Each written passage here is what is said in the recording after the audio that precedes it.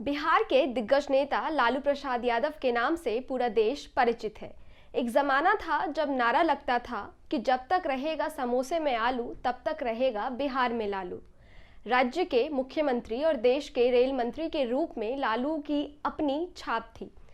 आज वह विपक्ष में है पर राजनीति के बड़े धुरंधर हैं। लालू प्रसाद यादव की एक और खासियत है कि आम जनता से जुड़ी अपनी खास बोली और शैली के चलते वह हमेशा पत्रकारों कलाकारों की पहली पसंद रहे हैं। इन्हीं लालू प्रसाद यादव की जीवनी नलिन वर्मा ने लिखी थी। नाम था गोपालगंज से रायसीना, मेरी राजनीतिक यात्रा। आज बिहार का यह दिग्गज नेता जब अपना जन्मदिन मना रहा है तब साहित्य तक पर सुनिए इसी किताब में शामिल उनके जीवन से जुड़ा एक किस्सा। क्या हुआ था जब लालू यादव को भूत ने पकड़ लिया।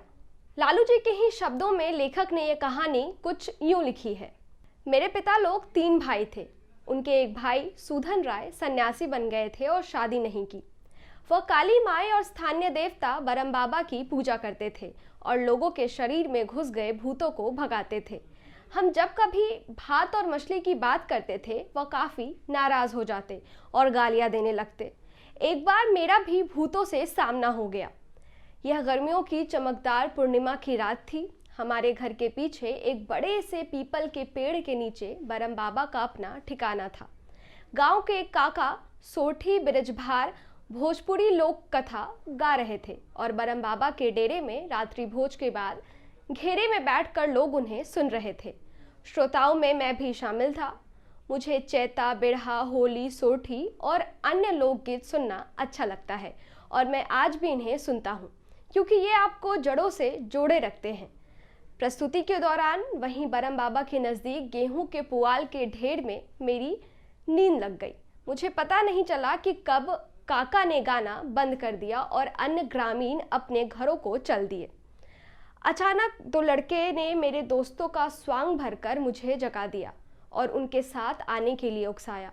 मैं उन्नींदा था और मुझे कुछ समझ नहीं आ रहा था। वे गांव के बाहर स्थित शमशान की ओर बढ़ रहे थे और मैं आंखें मलता हुआ उनके पीछे चल रहा था। कुछ दूर चलने के बाद मैं वहीं खेत में लघु शंका के लिए बैठ गया। वे दोनों लड़के मेरे नज़दीक खड़े रहे। उनके सिर और चेहरे आधे ढके हुए थे। मैं जब पेशाब कर ही रहा था उसी समय हमारे गांव के एक बुजुर्ग तपेसर बाबा अपनी हथेलियों में खैनी मलते हुए वहां से गुजर रहे थे और उन्होंने पूछा, कौन है रे? मैंने जवाब दिया, हम हैं ललुआ। तुम कहाँ जा रहे हो? उठो और घर जाओ। जैसे ही तपेसर बाबा ने निर्देश देने के अंदाज में यह कहा, दोनों लड़के वहां से भाग गए। मैं घर लौट आया। अगले दिन सुबह मैं उन दोनों दोस्तों के पास गया जो मुझे शमशान घाट ले जा रहे थे। उन्होंने दावा किया कि वे तो रात में अपने घर में सो रहे थे। ये सुनकर मैं भौचक्का रह गया और तुरंत तपेसर बाबा के घर गया। उन्होंने भी कहा कि रात में जिस जगह पर वो मुझे मिले थे वहाँ वह नहीं गए थे। उन्होंने कहा, मैं तो घर पर सो रहा था। मेरा तो दिमाग ही चकरा गया। मैंने माँ को सारी बात बताई। वह बोली, जो लोग तुम्हारे दोस्तों का स्वांग भर कर आए थे वो भूत थे। बरम बाबा ने तपेसर बाबा का रूप धारण कर तुमको बचाया।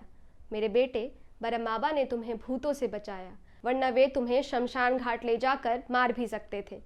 उन्होंने मुझे बाबा बरम की प्रार्थना करने की सलाह दी। आज तक जब कभी मैं अपने गांव जाता हूँ, बरम बाबा के सामने सिर झुकाए बिना आगे नहीं बढ़ता।